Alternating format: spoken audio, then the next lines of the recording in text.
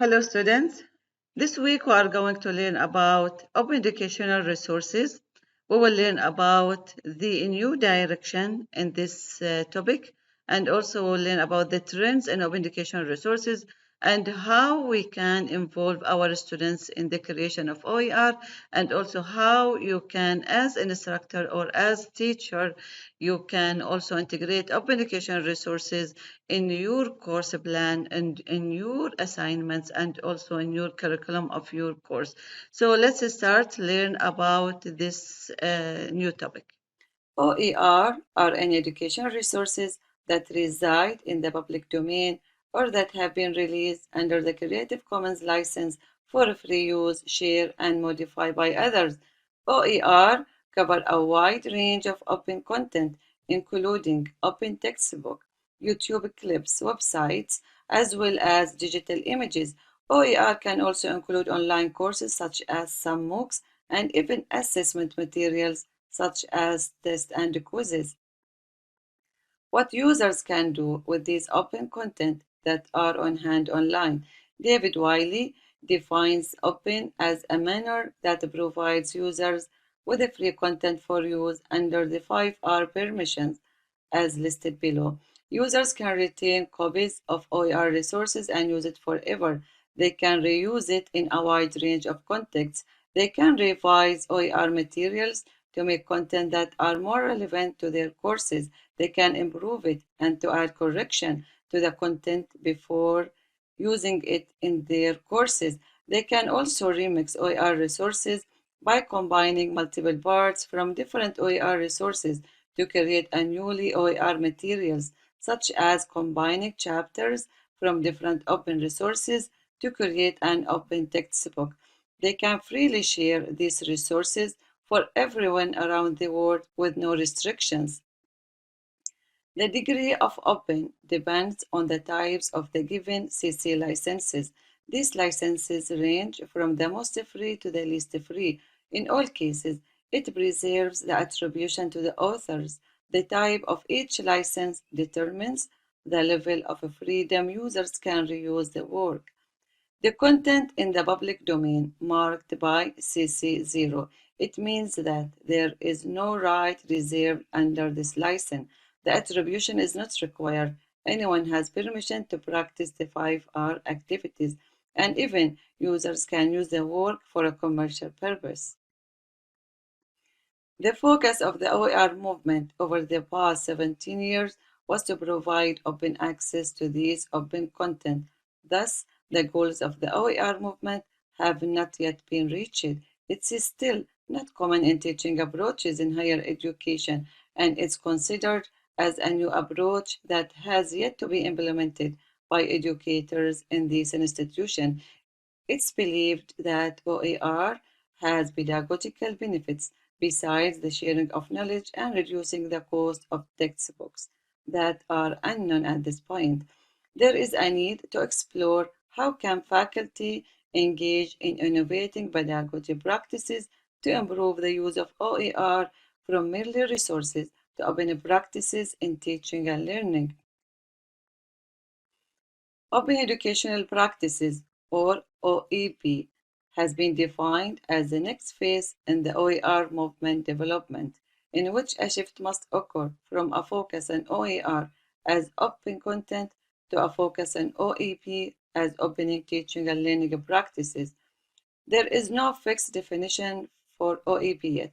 I will use a definition developed by Ehlers, in which he defines OEP as the practices which support the reuse and production of OER through institutional policies, promote innovative pedagogical models, and empower learners as co-producers on their lifelong learning path. To consider the shift from OER to OEP, there is a need to understand the process of contextualizing OER use and creation that would manifest into OEP. As we see from the diagram, the most open access to resources align with constructive approach, where learners have a privilege to practice the 5 Rs. However, the least open content align with instructive approach, where users have permission to use OER as it is, similar to using the traditional textbook. OEB to occur, educators need to use learner-centered pedagogical models in designing their courses to engage students in OER creation. Here, I want to highlight the critical emerging terms related to the shift that should occur in the OER use. The term open pedagogy, which is defined as the set of teaching and learning practices that only possible or practical when users have permission to engage in the 5R activities.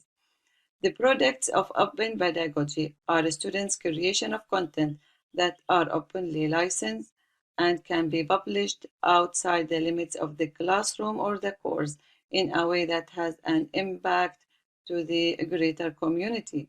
From this spirit, the advocate herein is to eliminate disposable assignments that have no further value for students after the course completion.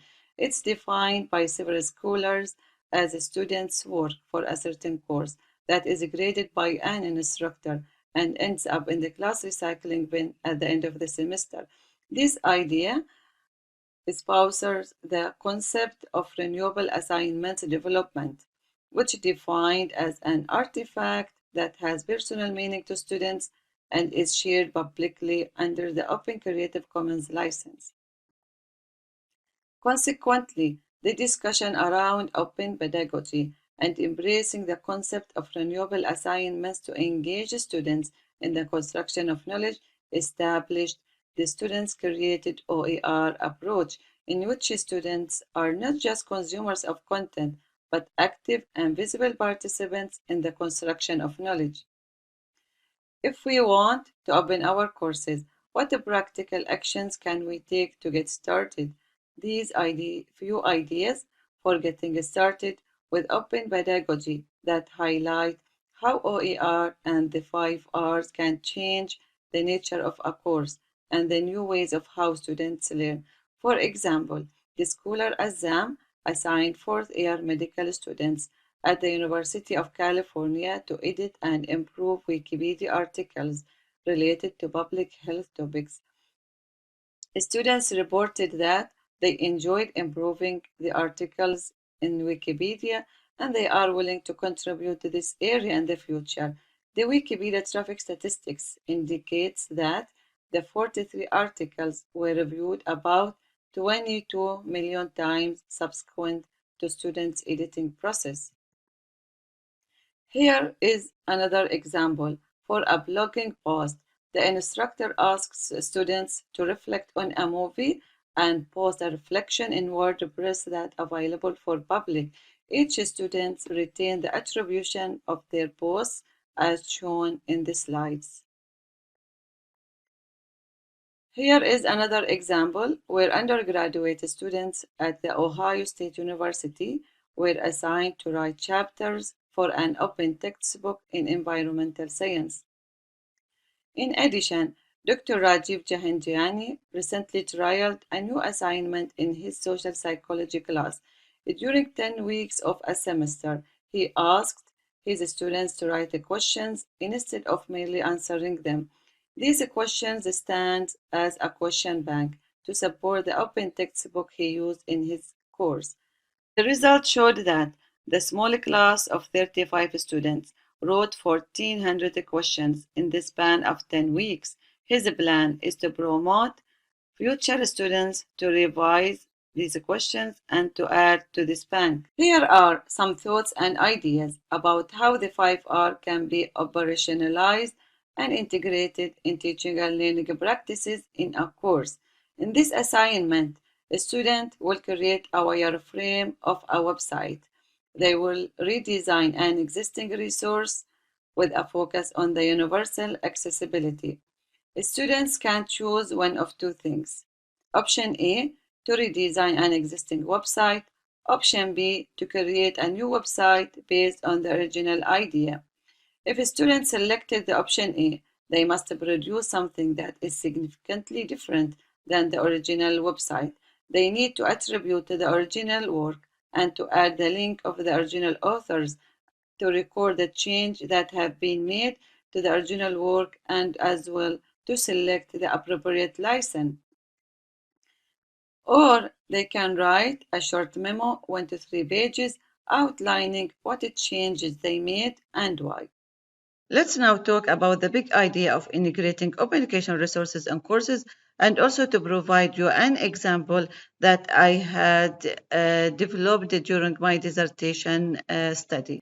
The big ideas are to build a learning environment that supports students' creation of OER by integrating OER and 5R practices in the instructions of the assignments and learning activities of the selected course. Also, we need to eliminate the disposable assignments and to focus our attention on developing the renewable assignments. Also, we need to encourage innovation in teaching and learning practices in the course.